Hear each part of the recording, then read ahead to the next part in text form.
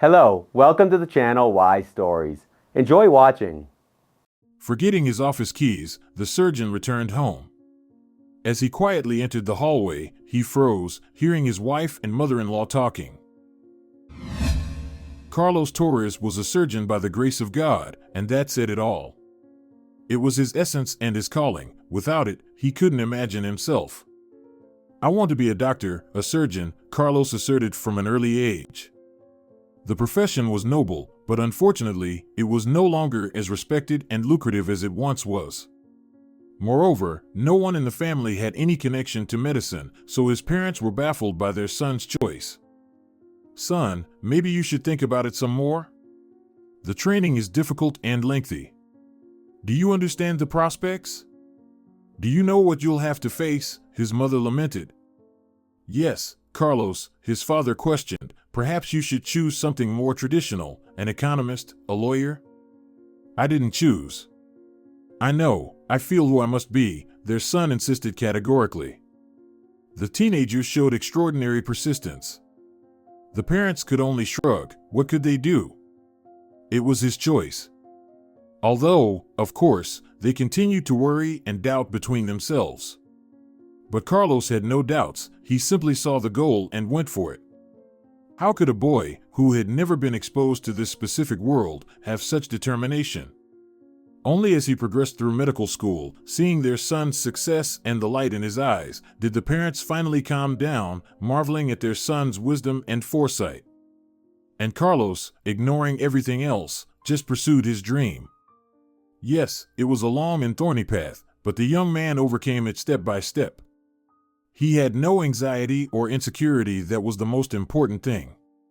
Even seasoned professors, with extensive practical experience, admired his talent during practical sessions, his way of handling a scalpel, his knowledge, his composure, his ability to control the entire staff in the operating room, albeit a training one. All indicated that they were witnessing a future outstanding surgeon.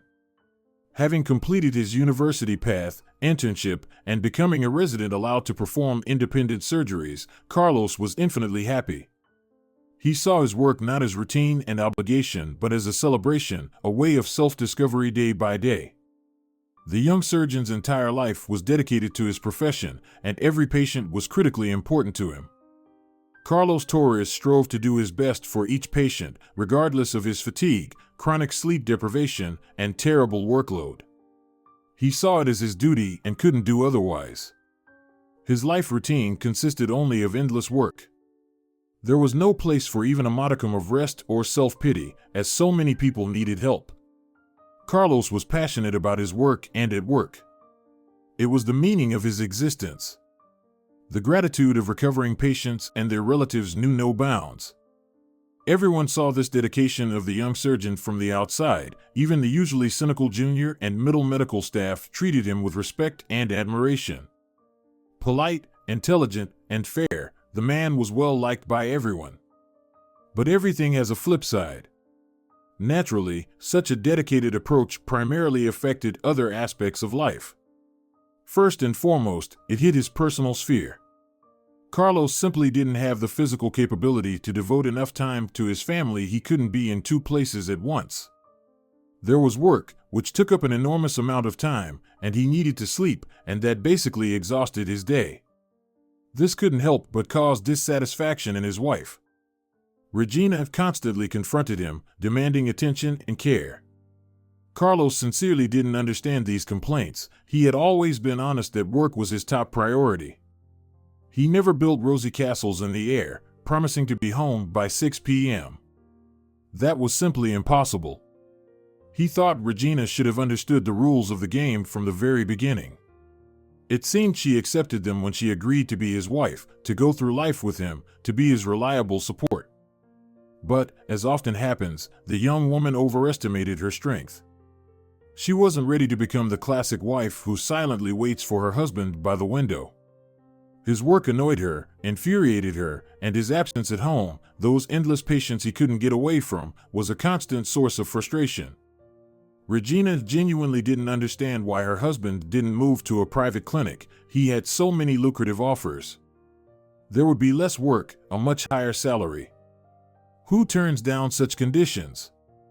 But Carlos was that kind of person. He stubbornly refused to consider any offers, remaining loyal to his native hospital. All these marital quarrels felt like beating a dead horse. What could he argue? He had explained hundreds of times why he acted the way he did. He simply couldn't do otherwise. His wife didn't understand and kept complaining. Low pay, too much work, no time, and the list went on and on. What could he say? Guilty. But Carlos couldn't change himself, while his wife didn't relent and kept nagging him tirelessly. How long will this continue? Regina exclaimed yet again. When will I ever mean anything to you? It seems I need to end up on your operating table for that to happen. Please, enough with the dramatics, Carlos resisted wearily. This will continue for my entire life, and I honestly warned you from the start. Work comes first. Yes, that's how it was and will be for me. I was a fool in love, that's why I agreed. If only you brought decent money into the family, but this. Who needs all this? Regina, I need it like air, you understand? I can't live without it. Then go to a private clinic, operate, be a surgeon. Just fewer hours and for more money, his wife retorted without missing a beat. We're going around in circles again. You don't understand me, I'm tired, enough. Carlos looked at his watch in horror. I have to get up in 4 hours. Sorry, we'll finish this later. It's always like this, Regina didn't relent, there's never any time for me. He once again left the battlefield at home, broken and weakened. These arguments and quarrels only drained his energy. It was as if Regina recharged from shouting, while it exhausted him. A couple of years ago, his wife added another grievance to her constant reproaches. She wanted to have a child and was adamant about it. Carlos asked her to wait, believing it wasn't the right time. He was focused on his career and wanted to become the head of the department. After all, having children wasn't urgent, there was still time. In principle, Carlos loved children and would be happy to have them, but he reasonably questioned the purpose of having them if he wouldn't be able to see them. He simply didn't have the resources to raise a child. I'm not 16, you know, his wife shouted. When am I supposed to have a child? At 40, when you're done playing surgeon. I think you're dramatizing. You're only 32, he countered. What's the rush? I want a child, Regina insisted. And I'm not against it, but not here and not now. Do you want to raise the child alone? I think it will lead to new conflicts. You'll be endlessly dissatisfied that I'm not spending enough time with the baby, and yes, that's how it will be. How else can it be when I sleep only 5 hours a day? Carlos, as best he could, appealed to logic and common sense. Will it ever be different? His wife asked through tears. Will anything ever change? I don't know, the surgeon admitted honestly. I can only speak about what's happening now. Regina would leave for the bedroom in a huff, feeling that her husband was guilty of all mortal sins, believing she did everything for him. And him? From Carlos's perspective, he didn't see himself as the perfect husband, of course not, but he was honest with his wife, tried to explain his position, his truth, but all to no avail. It was the eternal conflict, who was right and who was wrong, with each having their own viewpoint, their own vision. Worst of all, Regina's mother, Senora Marissa, always took her side. Her relationship with Carlos was very complicated. She didn't even try to hide her antipathy. Why bother with politeness? She spoke her mind directly, usually hurling accusations while defending her daughter. In her mother's eyes, Regina was always right. Any encounter between Carlos and his mother-in-law would immediately turn into an argument. They simply couldn't speak calmly to each other. The only solace was that Carlos worked constantly, so he saw her less. She was almost always at their home, apparently providing moral support and caring for her daughter. Fortunately, his parents didn't interfere, didn't try to openly assert their opinions, otherwise, it would have been complete chaos. This infuriated him. He couldn't understand why his mother-in-law was always hanging around, constantly meddling in their family. Was this normal? They lived separately. Why come over and try to establish her own rules, give advice, and comment on everything? Undoubtedly, Regina enabled this behavior, as she wouldn't make a move without her mother. So, while Carlos's career was on track with promising prospects, his personal life was falling apart. He had no answer, no solution. His parents somehow managed to get along. It seemed his mother listened to his father and could put herself in his shoes. Why couldn't Regina do the same? Who was to blame? These depressive thoughts increasingly consumed Carlos, and, to be honest, he even started contemplating divorce. The marriage completely failed to meet his expectations. What did Carlos hope for when he met Regina, fell in love, and proposed to her? He thought the girl would become his wife, his reliable support, that he would hurry home because his beloved would be waiting for him. But what was the reality? On the contrary, he increasingly stayed overnight at the hospital, in his office, even when there was no professional necessity. He didn't want to go home and listen to the same complaints over and over, or worse, meet with his mother-in-law. Looking at such a prospect, it was much better to have a meal in the local cafeteria and sleep on an uncomfortable couch. At least his nerves would be intact. Carlos thought about how he had to operate the next morning, interact with patients and their relatives. How long would he last if he kept shaking his nerves even more? And to be honest, almost all of his colleagues were divorced. Apparently, family ties simply cannot withstand such work, this frantic pace of life. Even the most understanding and patient gave up. And Regina, let's face it, by nature was not an understanding and patient wife. She had little empathy or sympathy, and worse, they spoke different languages. How many thousands of times had he tried to explain his truth to her, why he didn't want to leave the city hospital and move to the private sector? But no, his wife either didn't understand or didn't want to understand him at all, parroting the same thing, less work, more money, without trying to grasp that for him, it wasn't a plus. All this accumulated into endless negativity. Carlos was tired of coming home to receive a new portion of complaints and dissatisfaction. It was hard to remember a day when he and Regina peacefully talked, communicated on other topics, or discussed anything. Home was no longer a place of strength, a place where he could rest, and he already had endless stress. So what was the way out? One night, while on duty in the residence room, Carlos found himself alone with a colleague, the head of the trauma department. Lucas Rossetti was an experienced man, much older than the surgeon, and had recently divorced for the third time, but now he seemed very happy and content with life. The young colleague couldn't resist asking, eager to learn about someone else's experience and personal life. Carlos's question didn't surprise the traumatologist at all. Yeah, divorced again, the man cleared his throat, wanted a strong support system at home, but alas, it didn't work out again. And I fell for it, knowing it wouldn't work, but I still hoped. The young surgeon became even more saddened and concluded sadly, "It seems I'll have to go through this too. My marriage with Regina just isn't working out." Carlos expected support, understanding, thinking that if anyone, the seasoned and repeatedly unsuccessful traumatologist would surely understand. "Oh, stop it, rookie," Lucas waved him off. "You're both too young, that's why it isn't working out. Hormones are still raging and dictating behavior. Wait, give it time, maybe she'll calm down. She nags you, right?" Carlos only nodded in response. Of course. We all have the same problems, wives who have nothing to do with this profession, sitting at home and not understanding what their husbands do here, hence the constant quarrels. Do what you think is best, but I wouldn't be hasty if I were you. You'll regret it, obviously, unless things are really bad, if you're not at the end of your rope. Do you know what it's like to come home to an empty apartment after a shift, cook pasta for yourself, and that's if you even manage to buy it beforehand? Honestly, it's awful, makes you want to howl, Lucas sighed bitterly. He clearly got lost in his thoughts, recalling his own experiences. After a brief pause, he continued. And look at our chief, he's been married for 40 years. Can you imagine that?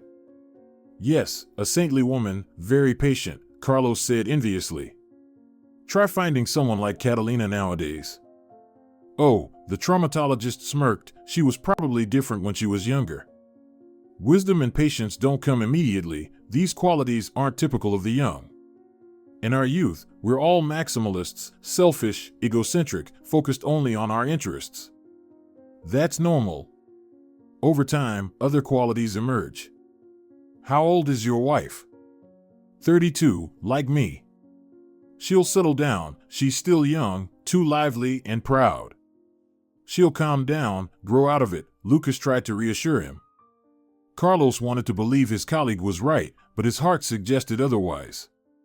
Maybe Regina would indeed become calmer, more patient, and wiser with age, listen to her husband, and respect him. But would they last until that bright moment? It seemed unlikely. One of them might just not withstand the current situation and drop out.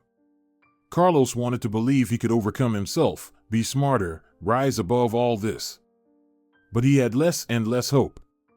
Unfortunately, the next day at home brought another disappointment, confirming all his saddest and most troubling thoughts.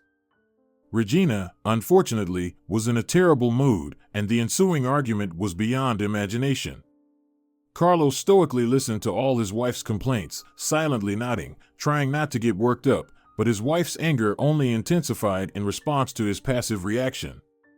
And damn it, how to behave if he shouted, it would enrage her, and if he stayed silent, it would infuriate her even more. Exhausted from battling the incomprehensible, he practically begged for mercy. Regina, I beg you, let's leave this conversation for now. I have a terrible headache, and I haven't slept a single second. It's been a very tough day. I haven't slept for more than 30 hours.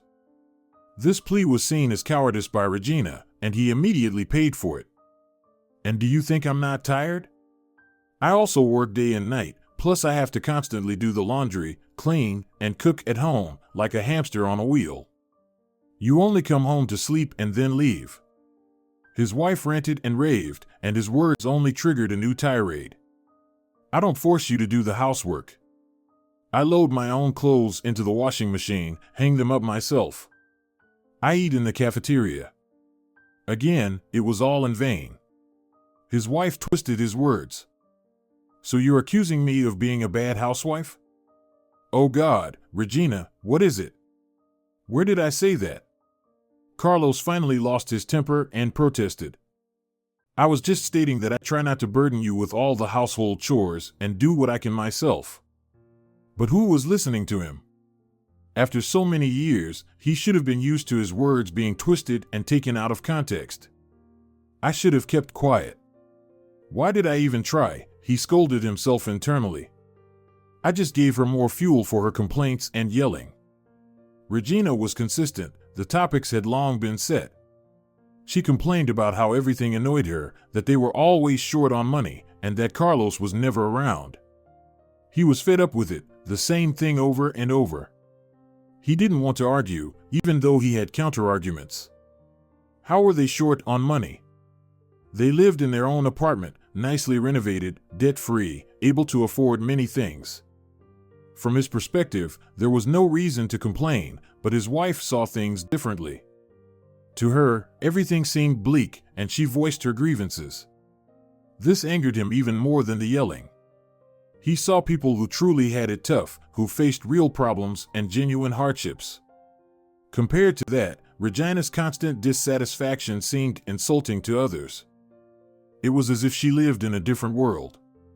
Regina always looked upwards, seeing what she lacked for happiness, what she didn't have that others did. Carlos saw things from a different angle. He saw how much they had compared to others, understood how wealthy and happy they were.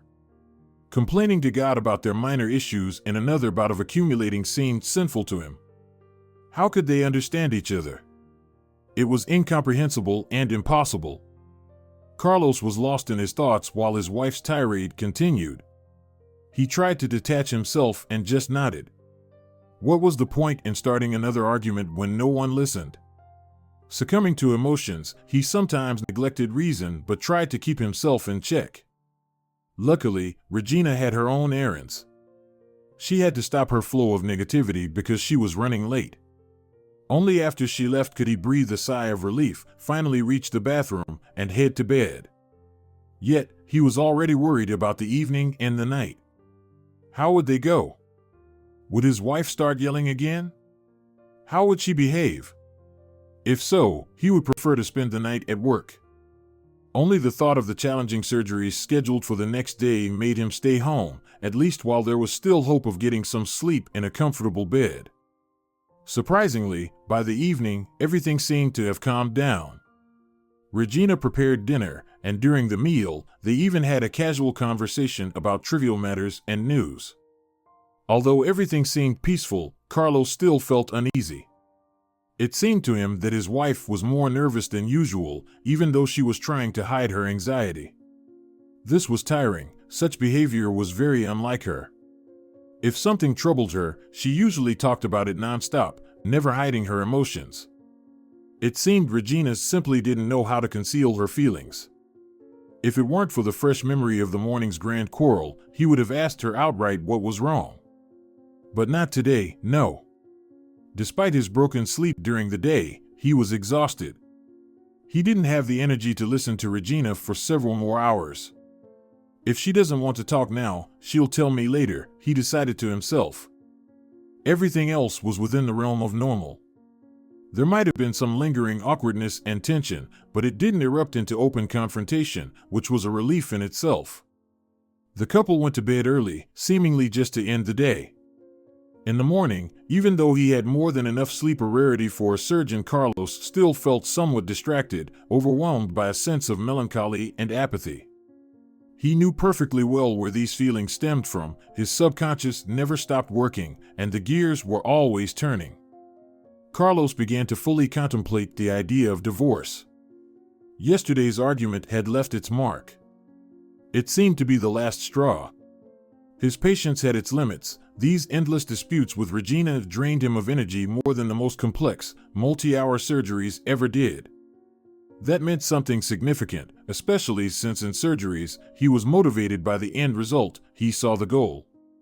But here? What was it all for? There was no love left. Everything had been killed, burnt out. Regina had achieved this, or perhaps he was also to blame for the failure of their marriage. Yes, surely he was. No one is completely innocent. After all, he was at least guilty of marrying someone who wasn't suited to him at all. With these thoughts, continuing to ponder them from all angles, he went about his usual routine. It wasn't until he arrived at work that Carlos realized he had forgotten his office keys at home. His mind had been elsewhere. Damn, he cursed aloud.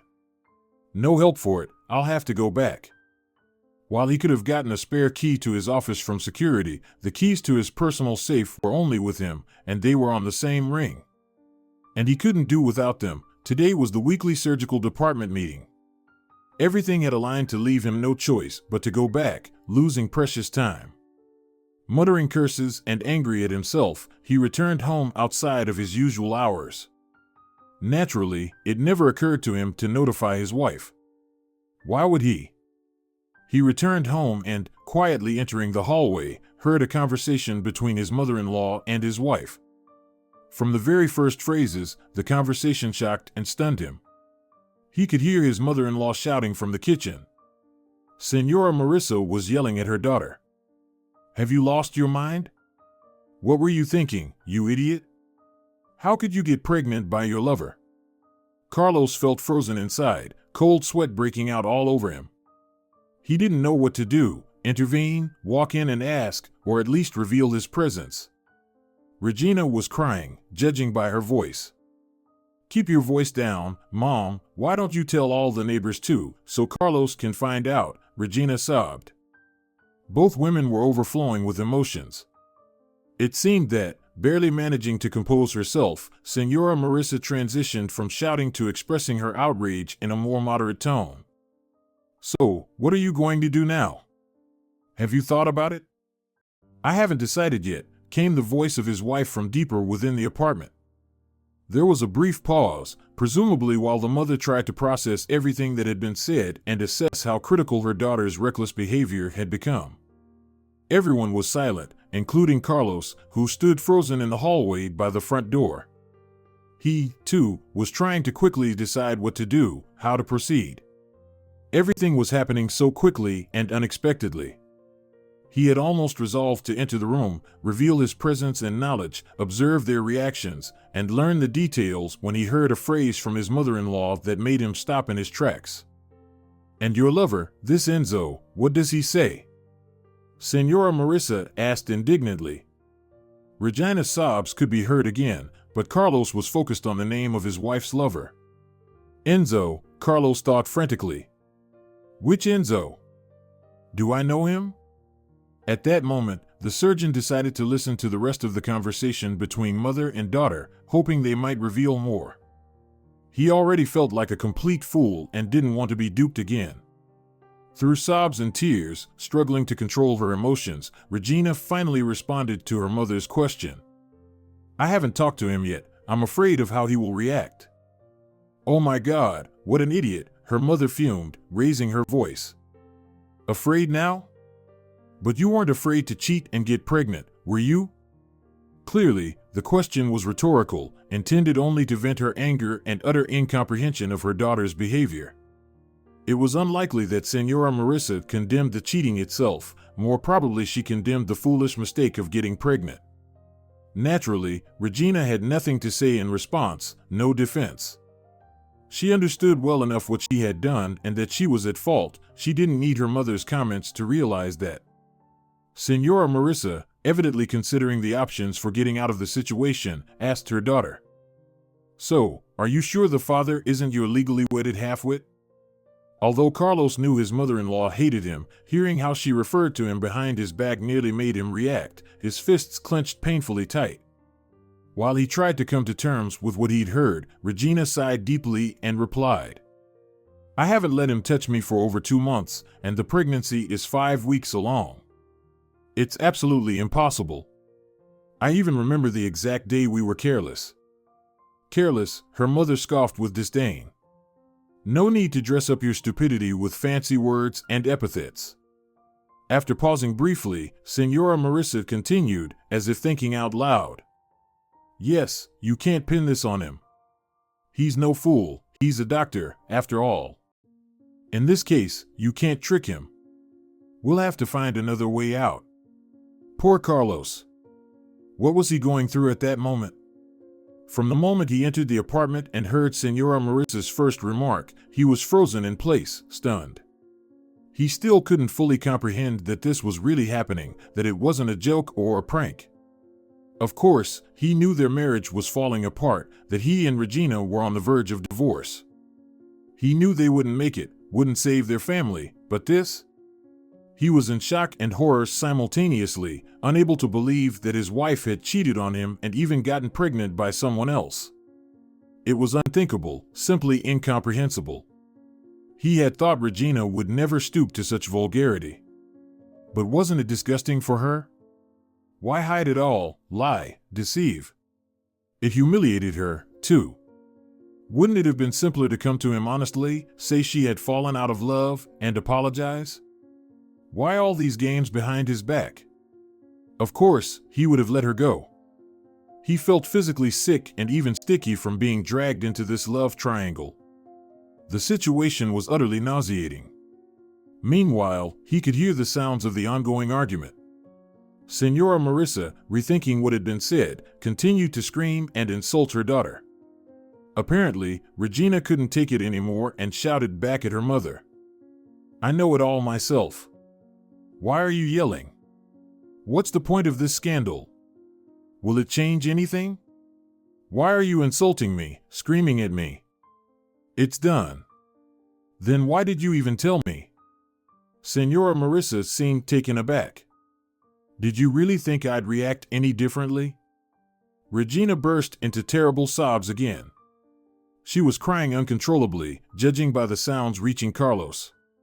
He could barely hear Regina's words. She was hysterical and almost whispered, "Because I'm very scared, Mommy." Even a heart as hard as Senora Marissa's couldn't remain unmoved by her child's suffering. Seeing her daughter's genuine distress, she softened and rushed to comfort her. All right, dear, don't cry. Calm down now, we'll get through this." Her tone and voice changed, almost cooing. "Don't worry. Either you can still pass the baby off as your fools, or you can marry his boss if it works out. There are still options. Don't lose hope too soon. Senora Marissa's last phrase struck Carlos to the core. Marry the boss? So, his wife's lover, the mysterious Enzo, was his direct superior, the head of the surgical department. This news shocked him. It was unbelievable, like something out of a bad joke, but how could this be real life? Carlos frantically thought about what to do, how to handle these newly revealed circumstances. This complicated everything exponentially. The conversation in the kitchen had entered a different phase. The emotional intensity had lessened, and they were speaking more quietly now, in fragments that were hard to make out. At any moment, mother and daughter could leave the kitchen and find him standing in the hallway. He knew he wouldn't be able to feign ignorance or act as if he had just arrived. He didn't have such talents, and Carlos knew this well about himself. A decision had to be made. No matter how painful and upsetting the news, he tried to think rationally, keeping his mind cool, a professional habit. It boiled down to understanding that he essentially had two options. The first was to burst in and create a scene, the second was to leave and think things through more carefully. The second option was infuriating. Why should he behave like a spy, acting behind everyone's back? Was he guilty of anything? Had he cheated on his wife? He didn't want to feel like a character in a cheap melodrama, suffering in silence behind everyone's back. Why should he? What had he done to deserve this? All these objections were undoubtedly valid, but there was one catch. If his wife's lover weren't his boss, he wouldn't have hesitated to storm in and throw both women out of his house. Why delay? But the situation was too delicate. Carlos was ready to lose his wife. He had already lost her, but he wasn't ready to risk his career. He could change jobs, move to another city hospital, but his boss had certain connections and influence. No, he needed to take a pause. He didn't want to act rashly and regret it later. A complex operation requires preparation and a detailed plan, and this situation was no different. He needed to proceed cautiously, thinking ahead about the consequences and anticipate potential pitfalls. The rational and thoughtful surgeon didn't forget to grab the keys from his coat pocket, the reason he had returned in the first place, before leaving the apartment. He wasn't ready to make a decision yet, so it wasn't the time. Naturally, Carlos continued to dwell on what had happened all the way back to the hospital, replaying every word, tormenting himself. But as soon as he arrived at work, all thoughts of his personal life vanished from his mind. The day was incredibly busy, with no time to spare, an endless amount of work, leaving him not a single free moment. It was as if someone above was protecting him, redirecting his attention, forcing him to think about something else. In a way, he was even grateful for the hectic pace. It provided some psychological relief. Work was the best way for him to reset mentally, and today there was plenty of it. Not only were there scheduled surgeries, but they were also bringing in emergency patients. And what was there to do? He had to roll up his sleeves and work tirelessly. People needed his help immediately. There was no time for sentimentality. It was a huge blessing that not thinking about external matters during surgery was a habit long ingrained in him. From their very first practice, surgeons were warned, you can't get distracted under any circumstances, no matter what is happening. Focus only on the operating field, no extraneous thoughts. Automatism is a good thing, but can sometimes be detrimental. So everything that happened that morning was left far behind. Thoughts about it would occasionally arise, but they quickly vanished under the pressure of the tasks at hand.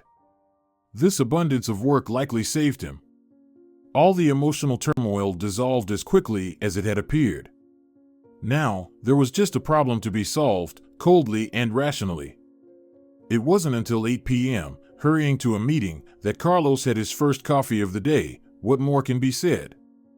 That's when the anxiety hit. It was to be expected. Today he would be looking at his immediate superior with completely different eyes. He had thought they had a good relationship, maybe even a friendly one, and formally chatting and asking about each other's lives. Now it seemed ridiculous. No matter how hard he tried, Carlos couldn't take his eyes off Enzo, sitting at the head of the table, watching him closely. Thoughts raced through his mind, from the absurdity of comparing himself to his rival to the grotesque idea of standing up and publicly shaming him. It was all melancholic nonsense, of course. Carlos wasn't ready to act yet. He barely had time to think. But he couldn't help but ruminate, trying to find the key to understanding why they had treated him so deceitfully, betraying him. He trusted them. It infuriated him. If they had fallen in love, why not say it outright? Or was it just about passion and physicality? And how ironic that it was Carlos who had introduced Regina to his boss at the New Year's party. It was all so vile and disgusting. His thoughts were abruptly interrupted by an elbow nudge from the colleague sitting next to him. Looking at his colleague in surprise, Carlos realized he was being shaken out of his reverie because the boss was addressing him. "What, Senor Carlos?" the boss smirked, "sleeping during a work meeting?" "Sorry," Carlos mumbled in response. "It's been a tough day." "I understand, it's been tough for everyone. Tell me, what about the report you were assigned? Is it ready? Tomorrow's the deadline. I was hoping to see it today." "Sorry, I'll have it ready by tomorrow morning," the surgeon replied quietly. "I expect it. Don't forget, we have strict deadlines, Carlos." Carlos actually had everything ready. He had planned to go to Senor Enzo's office today to submit the work. But in light of the morning's events, he had no desire to interact with his boss, to look him in the eye, or to talk to him. He preferred to hand it over tomorrow morning before the start of the workday, avoiding unnecessary discussions. This option seemed much more appealing. Carlos wanted to finish quickly and leave, not wanting to spend an extra minute near his boss. It provoked thoughts and new bouts of self-recrimination. But he couldn't just stand up and leave. During the meeting, a colleague received an urgent call from the reception. He was on duty, and Carlos almost volunteered to go in his place. If it wouldn't have raised suspicions and odd looks, he would have run. Anything was better than sitting and enduring this slow torture. What irritated him the most was that Enzo behaved as if nothing had happened. He was calm and composed, acting as if everything was normal. Carlos began to scold himself for his cowardice and lack of courage. He should have burst into the kitchen and confronted the scoundrel directly. Why was he tolerating this? Why hide that he knew everything? What was the point of all these efforts? What was he supposed to do now? These thoughts tormented Carlos. The worst part was that he had no answers. He felt like he was sitting at the broken remains of his life, not knowing what to do next. How should he proceed? Forget about Regina, but how vengeful and spiteful would Enzo turn out to be? Carlos had once thought he was a very reasonable person, albeit with some odd and unpleasant traits, but decent. Now, how could he predict his behavior? It was an interesting situation. The boss steals the wife, and the subordinate fears for his career. Where is the justice? Where? Is there any justice in this world at all? The surgeon wondered. Stupidly, he knew better than anyone that there was no such thing as justice in the world. Just the other day, during his shift, they brought in a driver who caused a car accident. He survived, but the family he crashed into didn't. They all died despite the doctor's best efforts. So what could be said about his own trivial troubles? Lost in these thoughts, the meeting finally ended. Carlos realized then that he wouldn't go home tonight. He'd sleep in his office. He didn't want to see Regina, let alone his mother-in-law. He wasn't in the state to look them in the eye and watch the charade, knowing the truth. It was terrifying to imagine how he would react with his new knowledge if his wife started another argument, asserting her rights and making demands. No, it was better to preserve his already fragile nerves. Sleeping on an uncomfortable couch was far better. For the sake of formality, Carlos texted Regina, "I won't be home tonight. I have an urgent report to finish." Immediately after sending it, he turned off his phone's sound. He knew this message would enrage his wife, triggering a storm of emotions, and he didn't want to listen to or read her latest hysterics. He'd deal with it in the morning. Fortunately, Carlos could afford to ignore his phone for the night. A colleague was on duty now, and Enzo would be taking over the shift in the morning, so the boss would be at the hospital. It was wise to stock up on provisions to avoid wandering around the corridors at night and potentially running into Enzo. Being alone with him could lead to an awkward friendly chat, which was the last thing Carlos wanted. Every patience has its limit. Having prepared everything he needed, he felt he had covered all bases and sat down to work on patient records, organizing documents, and making notes. This routine work often got neglected, so it was a good opportunity to catch up on it. However, Carlos's thoughts kept drifting back to his wife and his boss. Who could blame him? It was too significant a blow to simply erase from his mind and heart. After struggling until 4 a.m. and completing about a third of his ambitious plan, Carlos decided to go to bed. After all, he had a workday ahead, with surgeries, consultations, and other responsibilities. Amazingly, he began to drift off. It wasn't a peaceful, relaxed state. Instead, he fell into a troubled, dark, and grim nightmare, but at least he wasn't suffering from insomnia. Carlos was jolted awake by a terrible scream, first faint and distant, then right next to him. A woman was shouting something incomprehensible, or perhaps he was too groggy to understand. Someone was banging furiously on his office door. After a few seconds, shaking off the heavy sleep, Carlos finally realized where he was and what was happening. He recognized the voice of the shouting woman. It was Isabella Silvero, the head nurse on duty. Her voice didn't cease. Carlos, the nurse gasped, either from panic, fear, or exhausting running up and down the floors. Are you here? Please, the light's on. Indeed, he had fallen asleep with the desk lamp still on. What happened? He reluctantly responded. Naturally, Carlos understood that such a distressed and panicked voice from an experienced nurse, who had seen a lot, signaled a disaster of global proportions. He didn't want to get involved in problems, but Isabella was pressing too hard. Please, come quickly. There's a crisis. Help, please. What else could he do? By responding, he had already committed himself. He hastily unlocked his office door and hurried after the nurse.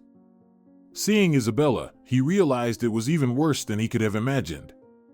No matter what had happened before, he had never seen the nurse in such a state. Her hands were shaking, her face was pale, and cold sweat was on her forehead. Given that Isabella was in surgical scrubs, there was no doubt something had happened in the operating room. Unable to guess what it might be, he rushed there as quickly as possible. He knew trying to get information from the shaken nurse would be futile and time-consuming. They had already lost too much time searching for him and waking him up. He needed to see for himself, on sight. As Carlos rushed down the stairs faster than taking the elevator, his mind raced with hundreds of guesses, each more horrific than the last. The most dreadful thoughts competed for prominence in his head, but what he saw still shook him to an unimaginable degree. The entire floor of the operating room was drenched in blood. Although not uncommon with severe injuries, something about this scene disturbed Carlos. It seemed that all the blood transfused into the patient had also ended up on the floor. Blood was gushing from the poor soul. The life support machine showed zero activity. While it was clear that no one could survive such a situation, the anesthesiologist, the surgical nurse, and everyone else stood with stone faces, filled with fear and panic. One person, however, seemed unaffected. Enzo continued working in the operating field, oblivious to the fact that the patient had long since died. Carlos moved towards his boss on unsteady legs. His initial assumption was correct. His wife's lover was monstrously drunk. Without saying a word, Carlos bent over the patient, closely observing his boss's actions. Sadly, it was clear without words, the patient had been butchered. Enzo, in his drunken state, had wreaked havoc. He had slashed arteries and veins. Every blood vessel near the surgical site was a mess. It seemed as though a drunken butcher, not a surgeon, had been at work. Even in such a state, it took effort to cause such damage to a living person. The unfortunate patient had clearly come in with a simple case of acute appendicitis, with a risk of rupture, prompting the call for the on-duty surgeon. They had called to their doom. Enzo, take your hands off the patient. He is dead, Carlos said firmly. Who are you to order me around? The chief slurred angrily. If you don't stop, I will use force, Carlos insisted. Apparently, Carlos's determination unsettled the head of the department. He carefully, as best as his drunken state allowed, placed the scalpel down and lowered his hands, staring silently at Carlos. But Carlos was no longer addressing him. Why didn't anyone stop him? Why? How did you let this happen? The anesthesiologist, the surgical nurse, and Isabella, who had arrived shortly after, all looked down, remaining silent. Unlike the thoroughly drunk Enzo, they understood the gravity of what had happened and the consequences they faced. Speak up already. How did this happen? Carlos shouted again, unable to bear the tense silence. The surgical nurse, pressed against the wall in terror, began to stammer in a thin, breaking voice. He said he'd fire us all, that he was the god of surgery, that what was a little appendix to him, that he could remove it with his eyes closed. Carlos took a deep breath, struggling to contain his fury and despair. The room reeked of alcohol and blood, a nauseating combination that matched the chaos before him. He knew he had to act swiftly and decisively to salvage whatever he could from this catastrophic situation. Unfortunately, this behavior was very typical of the boss when he'd been drinking. Sober, he was a normal person, but as soon as he had a drink, his arrogance skyrocketed, and he lost all sense of danger and self-preservation almost instantly. What could we have done? He's the senior member of the surgical team, the only head of the department. The anesthesiologist raised his voice. It was clear he had chosen the tactic of the best defense is a good offense. Behind this facade, his shock was evident. Of course, no one had imagined that this time a surgery with a drunken surgeon would end in tragedy. Unfortunately, it had happened periodically, and so far, everyone had gotten away with it. As long as the patient survived, there were no investigations. As soon as we saw what he was doing, I ran for help, but it was too late, Isabella couldn't resist adding. Too late, Carlos repeated automatically. He frantically tried to figure out the right course of action. He realized he was the only one maintaining relative calm and capable of thinking rationally. All right, Carlos spoke quickly, lock Enzo in an office. Call security to escort him. Not his office, make sure he has no means of communication with him. Isabella, call the police and the chief. Everyone present immediately turned against him, a chorus of voices expressing dissatisfaction. The boss was outraged that a subordinate had taken it upon himself to give orders. The anesthesiologist was also furious that Carlos had assumed authority. The surgical nurse was wailing and even started crying. Isabella was shocked at the idea of calling the police. It was strange. How did she think this would be handled? Did they really think they could cover it up? Everyone shut up. Enzo, especially you, or I swear to God I'll hit you, Carlos shouted in a voice that didn't sound like his own. This command immediately silenced everyone. What's unclear? Isabella, why are you standing there? The woman still stood in the doorway, not daring to move. Her eyes were wide. Call the police? Are you sure? Where else? Now, and no arguments, Carlos demanded. Apparently, he was very convincing in this role, as everyone quickly gave in and began to carry out his orders. Isabella left to call security to isolate Enzo and to contact the police and the chief doctor. Carlos turned to the others. Let's get this place cleaned up and preserve any evidence. We need to make sure everything is documented properly for the investigation. We can't afford to make any mistakes now. He began to organize the staff, ensuring that they all had specific tasks to help manage the situation. Despite the chaos and his own turmoil, Carlos knew that the only way to get through this was to stay focused and take control. All right, Miguel, he addressed the anesthesiologist, you need to sit separately for now and don't talk to anyone. Yolanda, you too. The surgical nurse nodded meekly and retreated, but the anesthesiologist wasn't ready to give in. Who put you in charge? What do you think of yourself? He protested. Carlos's eyes filled with anger, and his voice dropped to a near bass, becoming deep and resonant. "Don't even think about arguing with me. You've already made a mess here. A person is dead. Do you realize the consequences for all of you? You'll all go to jail. How could you let a drunk idiot near the operating table? He can't even stand straight." Miguel's defiance quickly deflated. The spirit of competition and contradiction vanished. "I'll be in the break room," he muttered reluctantly and left, casting a highly dissatisfied look at Carlos. Carlos was left alone with Enzo. Enzo seemed utterly clueless about what was happening, his dull, uncomprehending gaze shifting from the patient to the instruments to his subordinate. He even tried to engage in dialogue, asking questions, but Carlos ignored him. What was the point of explaining anything to someone who barely knew his own name? He just had to wait for the security guards to arrive, take Enzo away, and lock him up to prevent any further damage. Once Carlos ensured that Enzo, Miguel, and Yolanda were isolated and that the police had been called, he sat in the main foyer, waiting. He wondered who would arrive first, the chief doctor or the police, and who he would have to explain to first. He needed to maintain his composure and not succumb to stress. The day had been extremely eventful since the morning before.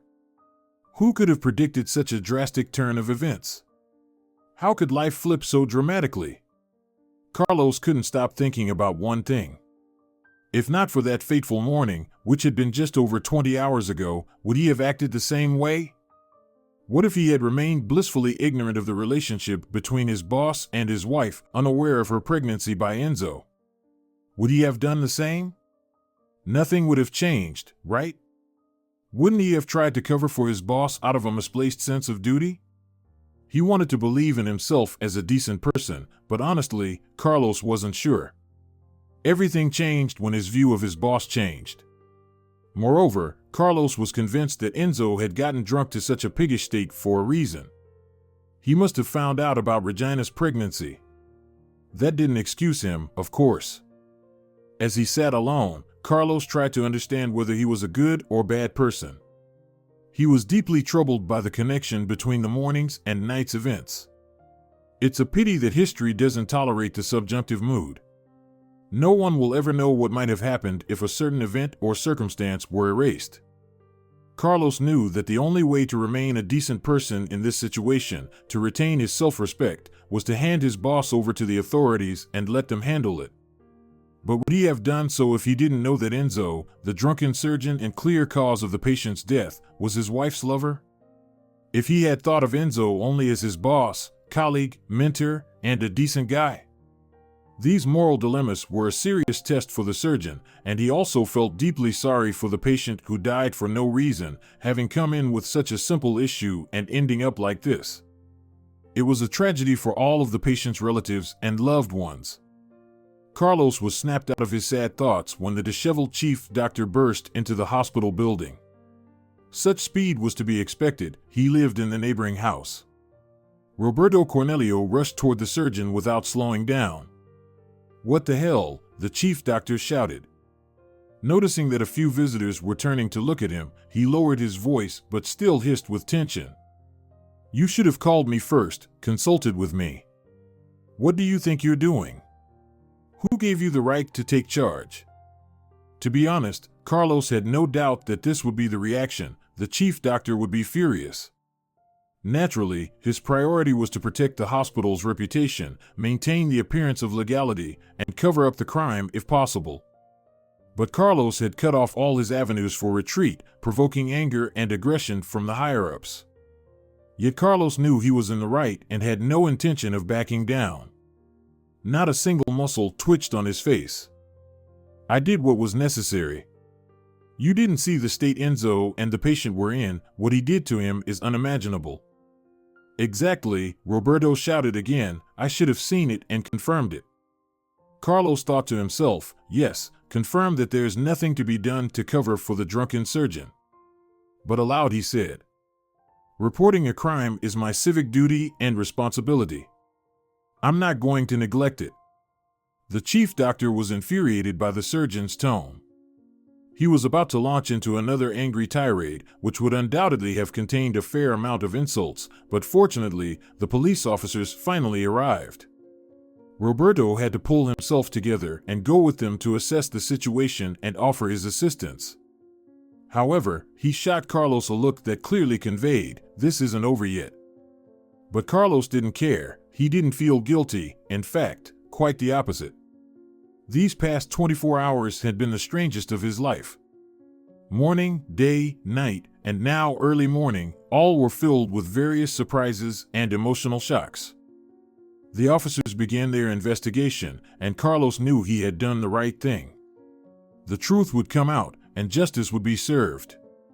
No matter the consequences, he had acted with integrity, and that gave him a sense of peace amidst the chaos. Carlos felt like he had repeated everything he knew 100 times. He had to recount the events again and again for various people in uniform and plain clothes, being asked even the most insignificant details. The police officers and investigators were interested in everything, asking him to repeat even the details of yesterday's meeting.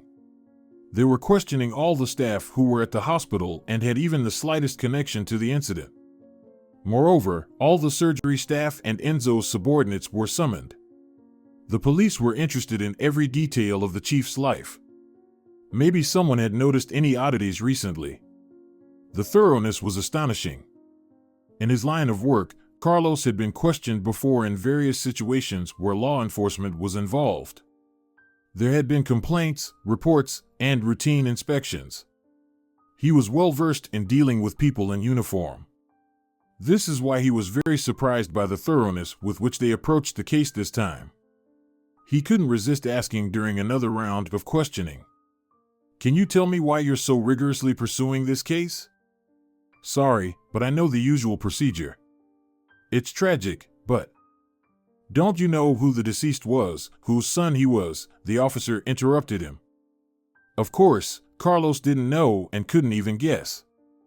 He shook his head in surprise. The man who died on the operating table was the son of the deputy mayor of the city, Senor Juan, the officer replied wearily. And suddenly, everything made sense. The police had to thoroughly investigate the death of the patient to determine whether it was an accident, a criminal act of drunken negligence, or cold-blooded murder. At that moment, Carlos realized that there was no way Enzo would get out of this. He would be imprisoned. It was dreadful to think that all the other staff involved in the operation might also be caught up in the fallout. They weren't saints, but it was a pity. They were only following orders, even if they were criminally negligent. Carlos felt a sense of relief in knowing that he felt no joy, no schadenfreude. On the contrary, he was very depressed by the whole situation. But everything seemed fair and just from a karmic standpoint. Enzo had lied his way through life, and now he was paying the price. One shouldn't play with luck. Alcohol is a common vice among many doctors, but it had once again destroyed a talented physician. It was bitter and sad. No matter what, Enzo did have skillful hands and talent, but Carlos preferred not to think about the man's moral character. Fortunately, it wasn't his place to judge. Although, it was clear that during the thorough investigation, the authorities would likely find out about Enzo's affair with Regina. This meant there was an indirect connection between Carlos and his boss. It looked particularly acute given that Carlos was the one who reported Enzo. How fortunate that no living soul knew Carlos was aware of his wife's infidelity. That would have complicated matters greatly. In addition to endless interactions with various authorities, Carlos had to perform 2 emergency surgeries. What else could he do? Patients couldn't be asked to wait. They couldn't be told that the on-duty surgeon was in handcuffs answering an investigator's questions. As he was getting ready to go home, utterly exhausted, Carlos decided to find out all the details from the talkative staff. He knew the nosy nurses and was sure they had already sniffed out and discussed everything. He cunningly sneaked into the nurses' station with a pack of cookies and asked for news. "Girls, could you share what you found out? I'm very curious." He smiled slyly. 2 young nurses, Antonia and Vina, began recounting everything they knew about the incident, competing to outdo each other. He must have been on a date, got drunk to the point of seeing green devils, the bastard, Antonia fumed, furrowing her brow.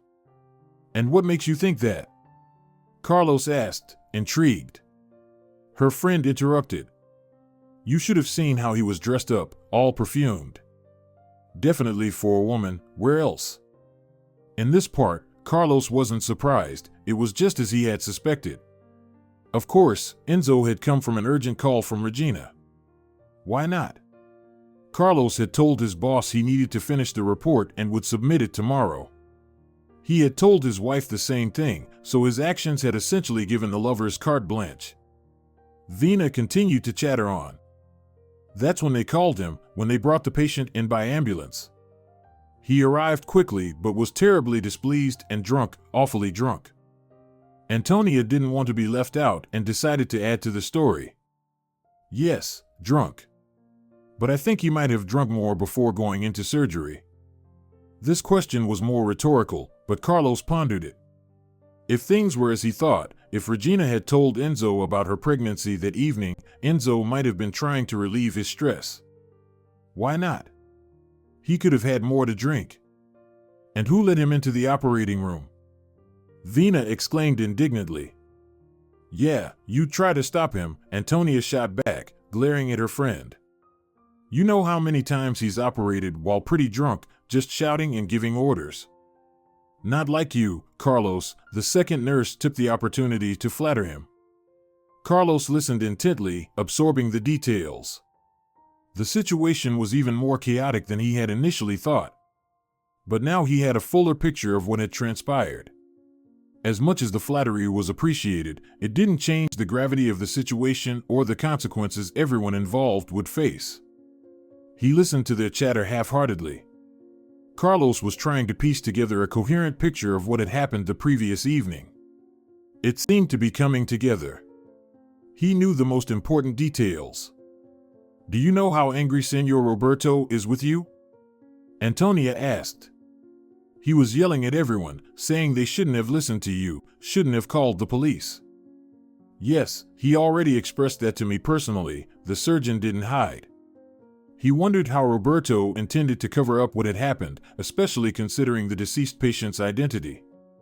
The nurses exchanged glances and shrugged. We're just worried about you. Everyone thinks you did the right thing. Enzo has been getting more and more arrogant lately. This was bound to happen, Vina shared. Carlos thought to himself, I wonder how disappointed they would be in me if they knew about the secret affair between Enzo and Regina. It discredited his actions even in his own eyes, let alone in the eyes of others. They would likely see it as an act of pettiness. I also think I did the right thing, he forced a smile. All right, girls, take care. I'm heading home. After warmly bidding farewell to the staff he encountered on his way out, Carlos hurried home. Everyone he met gave him unusually wide smiles. He saw that in their eyes, he had become almost a hero. This made him feel nauseous, causing him to question more and more whether his actions had been impartial. The question hung in the air, an unspoken reproach. Whatever the case, it was time to head home and talk to his wife. Carlos mentally prepared himself for a difficult conversation. But it didn't happen. Just as he was about to leave the hospital, another police officer stopped him and asked him to come to the investigation department. Carlos's patience was running thin, and he was tired of repeating the same thing over and over. He couldn't hold back. Seriously? Listen, I'm exhausted. Can't this wait? The police officer responded in a tone that brooked no argument. That's the procedure. Sorry. What could he say? He had to comply. Carlos also feared that in the next conversation with the investigators, the fact that his wife was the suspect's lover might come up. He would have to manage his emotions somehow. Could he pull it off? The surgeon knew he wasn't good at pretending. But fortunately, this fact hadn't come to the investigators' attention yet, or they had decided to hold on to that information. In any case, Carlos wasn't asked anything new. It was the same questions over and over again. Accordingly, Carlos's answers remained unchanged. Why should they? He hadn't spoken a single word of falsehood. Tell me, will I have to go through this many more times? To be honest, it's starting to get tiresome, the surgeon said. The investigator, a man about Carlos's age, smiled. You know who the patient was. All the higher-ups are demanding swift action to identify the guilty parties, no matter what. Well, there's nothing new to say, Carlos was puzzled. The investigator just shrugged. My superiors ordered me to recheck all the statements, so I'm rechecking. Although the guilty party has already come to his senses and confessed. Well, it would be strange to deny it, the surgeon nodded. Carlos was finally freed by lunchtime. Half the day wasted. Naturally, when he finally got home, Regina wasn't there. She had long gone to work. Perhaps it was for the best, he would have some time to sleep. He also needed to think carefully about how to approach the conversation with Regina, what to say, and how to be cautious. At the usual time, he heard the rustling at the front door. He hadn't slept, just listened. Finally, his wife arrived. Regina managed to enter and go to the kitchen when her husband, exhausted, came out of the bedroom. Carlos stood in the doorway, looking at her with poorly concealed contempt, though she either didn't notice or pretended not to. Oh, she said, you're home? I'm surprised. You didn't reply yesterday or later either. Was it that difficult? Regina was not backing down and seemed ready to start another storm in a teacup. This manner of communication convinced Carlos that she knew nothing about what had happened. Well, all the better. Why? He asked. Your lover told you that I had a report confirming my whereabouts. Regina's eyes widened in amazement and shock. Naturally, she was surprised that her husband knew about the lover and the infidelity, but she pretended not to understand what he was talking about, though she was clearly frightened. It was noticeable. What? What lover? What are you talking about? Her voice even wavered a bit. Sorry, the man responded wearily, I don't have the energy for pleasantries, so I'll be very brief. I have 3 pieces of news for you. First, and most importantly, I know you've been cheating on me with Enzo, my boss. Regina sat down in surprise. Everything that was happening was clearly not part of her plans. She wasn't prepared and even tried to pretend she felt unwell. This act by his wife didn't convince Carlos at all. He continued his prepared speech. Second, I know about your pregnancy and that the child isn't mine. You had to see the expression on Regina's face. Her emotions were changing at the speed of a subliminal frame, probably barely keeping up with her thoughts. She was obviously trying to figure out where she had slipped up and how to get out of this situation. Should she deny everything or confess and beg for forgiveness? But her husband was relentless. And third, this is more news for you than for me. I'm guessing Enzo isn't responding to you. You're probably worried about that. You told him about the baby, and now you think he's just dumped you? Regina remained silent, but shot a look at her husband full of anger and hatred. It was clear that he had hit the mark with his conclusions. Well, Enzo isn't answering because he's in a detention cell. He rushed from your love rendezvous to the operation already drunk. Right? And added more due to stress. I won't burden you with unnecessary details, I've had enough of them today. I'll just say one thing, the patient died, and Enzo is 100% responsible for it. So, sorry, but your lover is going to jail. You don't have to believe me, but I truly regret that it turned out this way. As soon as Regina heard this news, she started sobbing uncontrollably. Carlos felt he had never seen his wife in such a state before. Maybe Enzo did love her, or maybe it was all because of the pregnancy and hormones. Although the most likely scenario, as cynical as it sounds, seemed to be that she felt sorry for herself. Yes, it was a pitiable situation, indeed. Her hysteria went on for about 10 minutes. She wouldn't stop, just kept sobbing. Carlos's nerves couldn't take it any longer. Sorry, but I don't have the time or energy to listen to your hysterics. I'm not going to pity you. Please, pack up and leave. That's when his wife finally reacted. She looked at him with a bewildered expression. You want to throw me out of the house? She was shocked even at the suggestion. What did you expect? This apartment is mine, inherited from my grandmother, so you have no legal claim to it. I suggest you pack up and go to Senora Marissa's as soon as possible. I'm sure she'll be happy to have her beloved daughter. He didn't feel proud of himself now. He had let his emotions get the better of him, overstepped the mark when he had wanted to remain detached. In Carlos's view, his wife should have quietly submitted. How else could it be? She was backed into a corner. Her husband knew about the affair and the child from her lover. His intellectual notions about life didn't align at all with Regina's. She thought she could ask for forgiveness and be forgiven. Unthinkable. How can you treat me like this? His wife began to wail. Have mercy on me, forgive me. Yes, I stumbled, but... He couldn't believe his ears. He didn't even want to listen to this nonsense. It was unbearable. Enough, he interrupted her. Carlos spoke quietly and calmly. Save this performance for your mother. It's too late to play games with me. Carlos, my love, please give me another chance. I'm begging you, don't leave me. Can't you see what situation I'm in now? Regina, he interrupted her again, strictly but calmly, we both know our marriage didn't turn out well. You could have just left, that would have been understandable, but you chose to betray. Yes, I was foolish, forgive me, she broke into tears, I'm such an idiot. I'm just amazed at how much you think I'm a fool. Do you really think I'll forgive you, keep quiet, smile, and raise a child you had with someone else? And on top of that, listen to your complaints and scandals again and again? It's beyond any limits. Overwhelmed with emotion, he threw up his hands. At that moment, Regina clearly saw that it was over. No matter what she did, no matter how much she begged for mercy, no matter how much she groveled at his feet, nothing would help.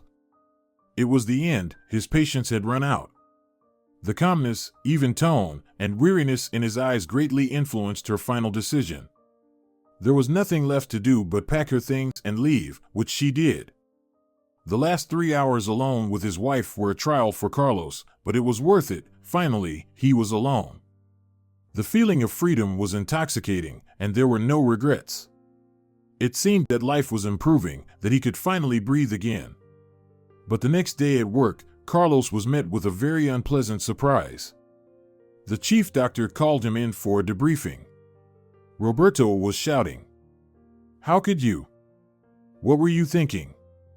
You should have called me first, asked how to proceed. You should have called me first, not the police. The surgeon's nervous system had grown tired of resisting endless stress, and in an unwise moment, he blurted out. And what would have changed? Would you have hidden the body? That was a mistake. Roberto shouted so loudly that several floors above and below could hear him. The outcome was obvious. The chief doctor forced him to write a resignation letter if he didn't want any trouble at work. Of course, he could have refused categorically. But how would that help? To sue the hospital, fight the chief doctor's decision, ruin his reputation, and worse, continue working under this madman, who needed that? It was clear that with such an attitude from the leadership, his career was over. No, Carlos signed everything required of him, agreeing to leave by mutual consent, and left that very day. It was somewhat bitter to part with the staff, who were mostly good people and professionals, but so be it. Carlos tried to take it philosophically, not to get upset or grieve unnecessarily. There would be another job, better than the previous one. After all, this period meant renewal. It was foolish to mourn the past, which couldn't be changed. What happened, happened. No matter what, Carlos didn't regret how he had acted. Enzo had committed a crime and had to answer for it by law. Carlos's life during this period made astonishing twists and turns. He barely had time to adapt before everything changed again drastically. It was impossible to even understand in which direction these changes were heading, for better or worse. The next week after all the events, the surgeon spent lying on the couch. It had been a long time since he had rested both body and soul like this. Finally, There was no need to rush anywhere, no deadlines, no one nagging him. It was bliss. This was something to dream about. A week later, he received a call. A smooth male voice asked him to come to the hospital at a certain time. Honestly, Carlos didn't think much of it. He assumed he needed to finalize some paperwork, collect remaining documents, or his personal file, typical bureaucratic stuff related to his resignation. But it turned out that in that short time, everything at the hospital had changed. Senor Roberto had been removed from his position, and a new chief doctor had been appointed. This new chief, Senor Danilo, quickly understood how and why Carlos had been fired.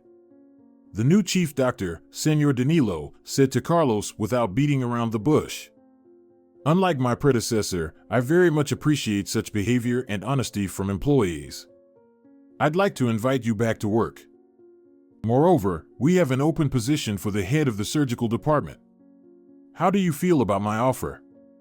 "I'd be delighted," Carlos replied with pleasure. "Indeed, why would he refuse?" "Excellent. Please begin your duties starting tomorrow," the chief doctor smiled. What an unexpected 180 degrees turn. How could anyone predict where they'd find fortune or loss? Carlos couldn't have imagined such a generous offer even in his wildest dreams. Everything that had happened in this short period clearly demonstrated one thing: there is a balance of good and evil in life, and you must never despair or lose hope because you never know how fate will turn. Out of something bad, good can emerge, and vice versa. The key, perhaps, is to never lose hope, to do what is right, and to hope for the best. That is the recipe and the secret to happiness. Now Carlos hopes that, in addition to his career, he will soon have luck in his personal life as well. He wants to find his soulmate, to discover that bright and genuine feeling. If you're enjoying it as well, leave a like and subscribe to the channel.